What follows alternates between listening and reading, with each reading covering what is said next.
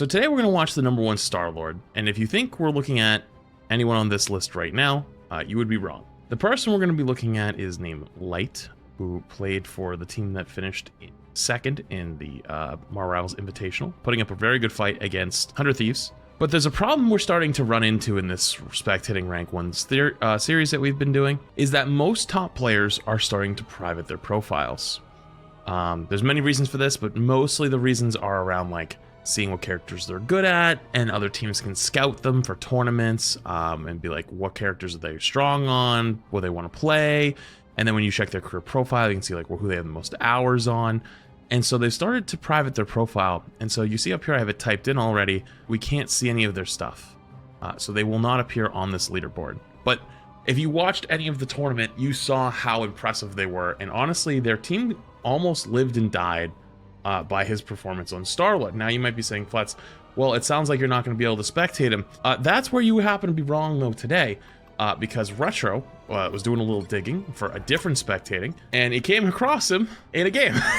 So we have Full Metal Lamps, who is an exceptional penny, and is someone, you know, we were maybe looking at doing for rank 1 penny. And Retro's looking through and goes, oh, well, look who it is. It's the Star-Lord. And so they might have their profile hidden, but they can't hide a replay code that just happens to exist. So here we are. Here's Light, playing in a game of ranked, going 51-4, 22 final blows on Star-Lord. So I figured we would go and take a look at what the #1 Star-Lord looks like. I don't know what this game looks like. Normally we have a bunch of ones to choose from, and then we can choose some of the best ones that are good to highlight.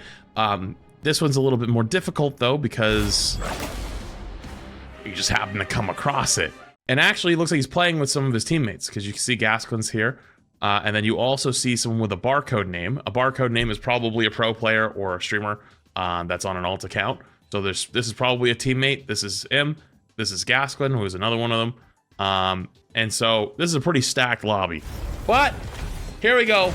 #1 Star-Lord, and he's fucking AFK in spawn. Hello? Yo! The game started!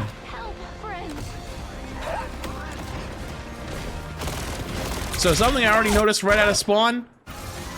Look at this B-hop tech they do. Kind of keep it moving with the flight. Constantly, after they either roll or use the flight, they always try to B-hop after. So you're using the flight really quick there. Like small bursts, like right there. Get a little bit of momentum.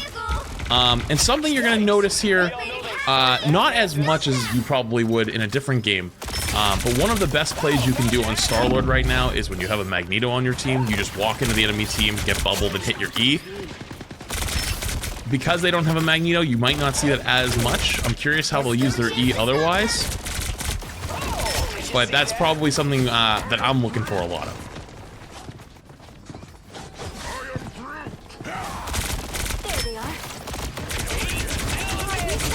Another unique property about the E is it changes your hitbox a little bit. For some reason, it's kind of janky, and it makes it actually really difficult to hit you while you're hitting your E, which is why the bubble play works so well, because one, they have to break the bubble, and then they have to actually hit you, and by the time the E is finished, you can typically fly away. And look at they're playing so aggressive, and this is a really high rank lobby, and they're also playing with some of their teammates, so they probably have a lot of coordination just running in. But just kind of no fear. Running in, pressing E on top of a bunch of people. Already has Star-Lord ult ready to go. How are they going to use this is the real question. Conserving their shift, their movement. Yeah, this is nightmarish to have to attack too. Getting through this choke with a Groot here. Oh, this poor Magneto's going to explode. And even though they probably could have just shot the Magneto there, propping the E is just way easier. Don't have to worry about actually hitting every single shot. Just make the easy shots. Rolls the Star-Lord in the 1v1, just goes and emotes on point. This is kind of a just a massacre at the moment. Still hasn't had a Star-Lord ult yet. Now might be a good time to stop them. I wonder how long they're gonna end up holding it for. Cause they get a pick here, so maybe here? Yep. They have invis ult for it. And they back away. So something I've started to notice that really top tier players do on like Bucky or Star-Lord is when support ults like that go off and they're in the middle of their ult, they just take the L and they back away. For example, when going with the Bucky ult, oh, dude, that sound was so loud though. Just headshots only. Goes for the E. Is they'll just take the L and they'll back away even if they have an again ready to go, because it can cost them.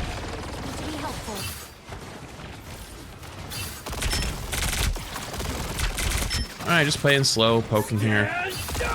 Not flanking as much as I would expect. It's just playing much more conservative. Running in, popping E again. Gonna kill the Luna first. Jesus, they're just getting rolled. Not even putting up a fight. Gonna have his E here in a second. He's gonna go for it again. No, I probably saves the E mostly either like at the end of a fight, use it to finish somebody off, or just for big groups of targets. So maybe we'll fly in here? No, playing super defensive, which is probably smart. But already has another Star-Lord ult. I feel like a fight hasn't even happened since he used his last Star-Lord ult. Am I crazy? So their Magneto is pretty smart, trying to use his Mag ult as a defensive ult to stop the Star-Lord ult. Unfortunately, he was too deep, and the Star-Lord was in his backline, so it doesn't actually work out. Goodness. So already 25-30 to another ult. Holy shit. So something that I've learned from my like scrimming and practice play and getting a little coach or listening to coaching of my teammates is that Star-Lord ult is actually one of those ults you basically use on cooldown. Right now you save like Bucky ult and Groot ult to combo. You're saving Invis ult as like a defensive ult or Luna ult as a defensive ult, right? But specifically Star-Lord ult charges so quickly that you just want to be ripping it. And he finally dies, but he's already 80 to another ult. And looking at the other side, so they have no support ults. He's about to have another Star-Lord ult, which will probably win them this point. Is this from Pro Series? No, it's just a rank game. They are a pro player, but it's just a rank game. Okay, so that E actually doesn't end up getting anything. Mostly because their BP just hard committed early. Oh, the gas gun went boom. But they do have ult ready to go. And so I'm probably going to lead off this fight with it, right? I would assume.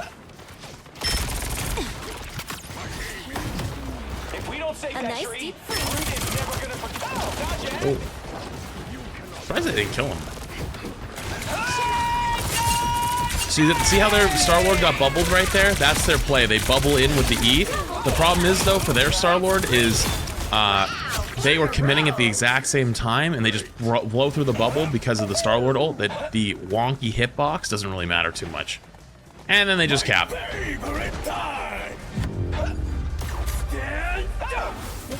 Alright, and honestly, not even close. Round was literally not even close, but...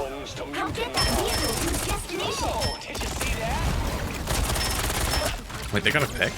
Who did they get? Who killed them? Wait, did they stack mines on the door?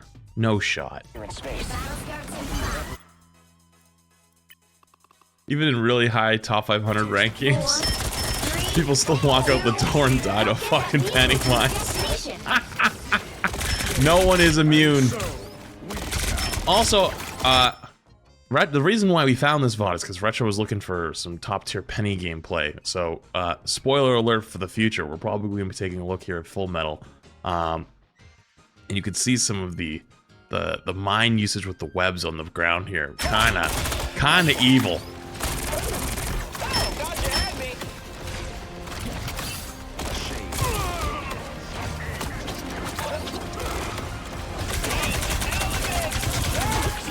This just gets a big E on their tank line. Oh, wait, they do have the bubble plays now.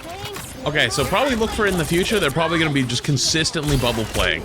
The bubble cooldown and the E cooldown are similar. So, I would just be expecting that to happen quite often. Whoever they are, they don't look friendly. Okay, ready? Probably going to go for it here. Yep. Every single time. And watch that ult charge, how fast it goes up. Basically, like clockwork, it gets rolled though, unlucky. Like clockwork every single time is going to be looking for bubbles. running with the E, then backs away, goes in again, backs away, and then builds Star-Lord ult, and then goes aggressive with Star-Lord ult. Very methodical. For a character that plays a lot like Tracer from Overwatch, or reminds me from Tracer from Overwatch, they're not as much of a flanker, but can absolutely be the hard carry. I'm kind of getting staggered right now, unfortunately.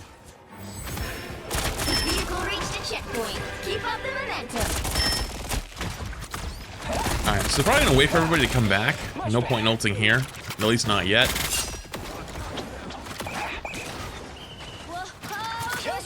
Okay, cool. Probably take this corner. Probably gonna ult at the top right corner here when they get around it. Oh yeah. Actually a little further back than I expected, but interesting brutal from their team. The BP's on the flank, so he goes to duel him. He gives up on it, actually. No, doesn't give up on it. Just baits him. Chases him down. Doesn't hard commit. Smart. Is this a bronze replay? Yes, this is a bronze replay. So actually, another thing right there. For harder to hit targets like the BP, popping the E there, you don't have to worry about tracking him. Works really, really well.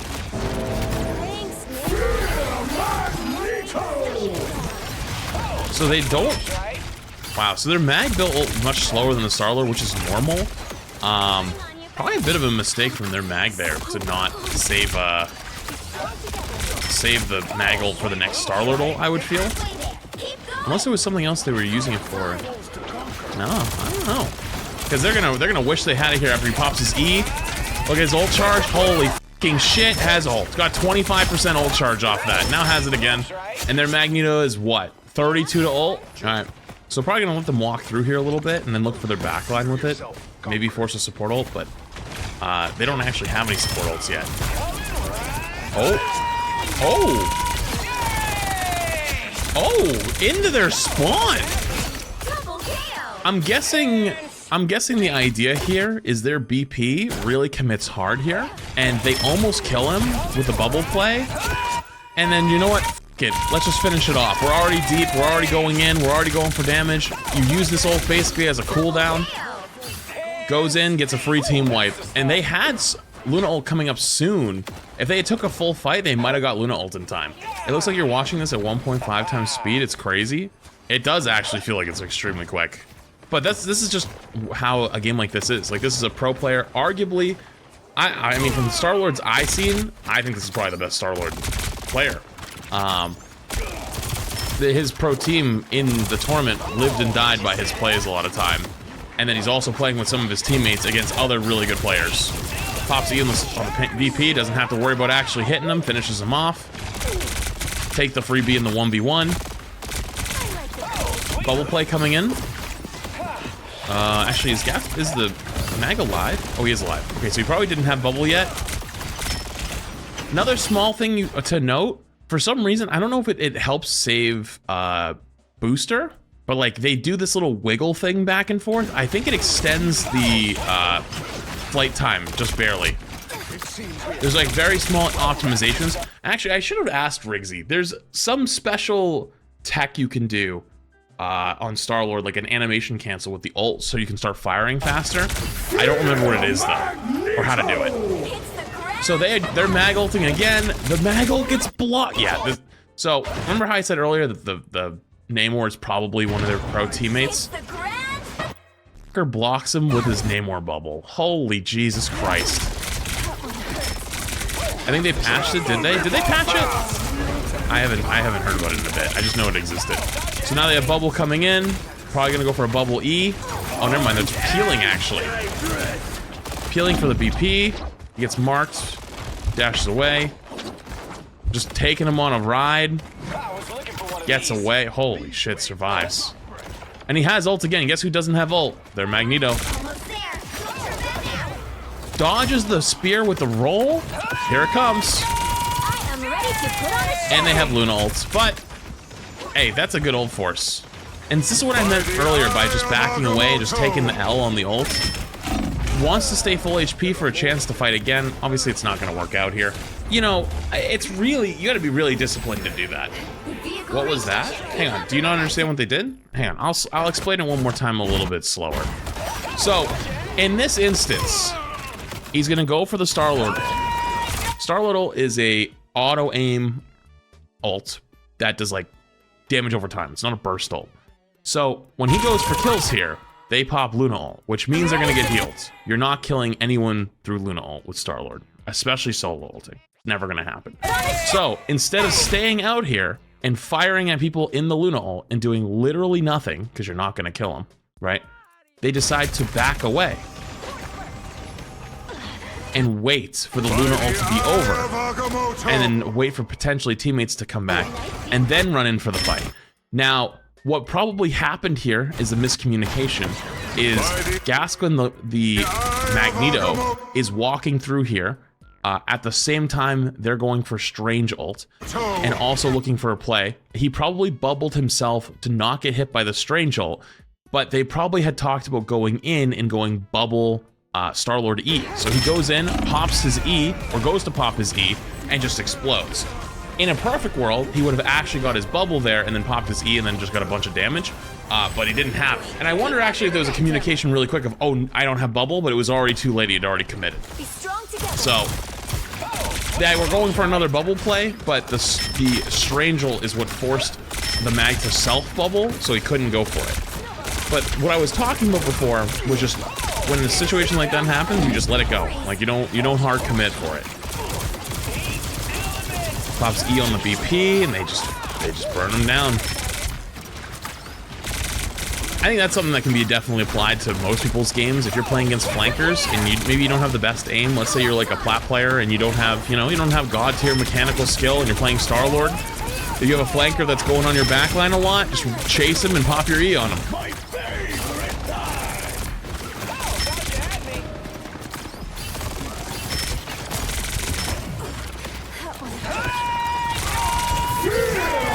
So this is the first time they actually had mag ult for the Star-Lord ult. But look at this. Their whole team hard commits to shooting their mag and it just fucking explodes. Look at this.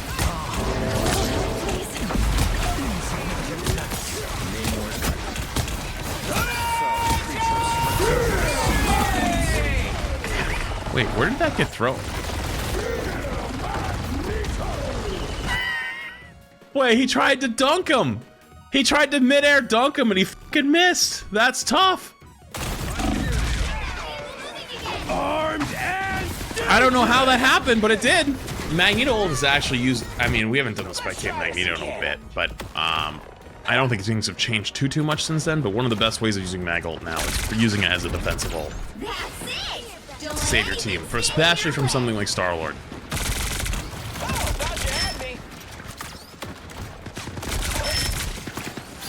Good amount of poke. Also, small thing if you didn't know, every time he rolls, he gets invulnerability frames, like he can't get damaged. So that's why he's going for those really aggressive plays and then just rolling away, because he literally cannot die while he's rolling away. So chase down the Punisher. This is mostly, like, hardcore follow-up like that is because he's playing with his pro player teammates. In a ranked game, you're probably going to have to take that 1v1 more often than anything, but that's why you probably see the extreme confidence chasing down the Punisher with a shotgun in a small room. The aim is on a different level? The aim is on a different level, but, like, obviously the aim's on a different level, right? Like, I'm not taking away from that. But he's also making the shots easy. Like, he's not hitting any crazy shots. They're all easy shots. And the E, the ult with the E right there is doing most of the work. Okay, so let's take a peek here. 85% ult charge. Pops E. Builds his auto-aim ultimate to wait for the Luna ult to finish. Backing away, waiting for Luna ult to finish on their team. Still waiting, still kiting, now waiting for teammates, still kiting, still kiting. Probably just gonna wait for people to respawn now. Oh, no, they got a pick, they don't have to wait anymore. Now they can go. Now they force Invis ult, and guess what? Look at, they don't commit. You're not gonna kill him through Invis ult, you can't even see him. So he just sits here and he waits for his teammates to come back, so he'll still be alive for the next fight.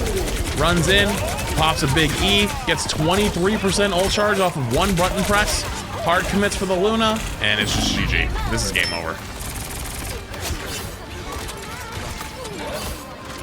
So yes, their aim is insanely good, but the reason why their aim looks so good all the time is because they set themselves up to be in a spot where they don't have to hit the hard shots, and that is the key.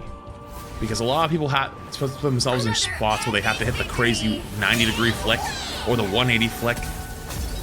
Just make it so you can just move your mouse a little bit and then track them. There you go. There's your #1 Star-Lord.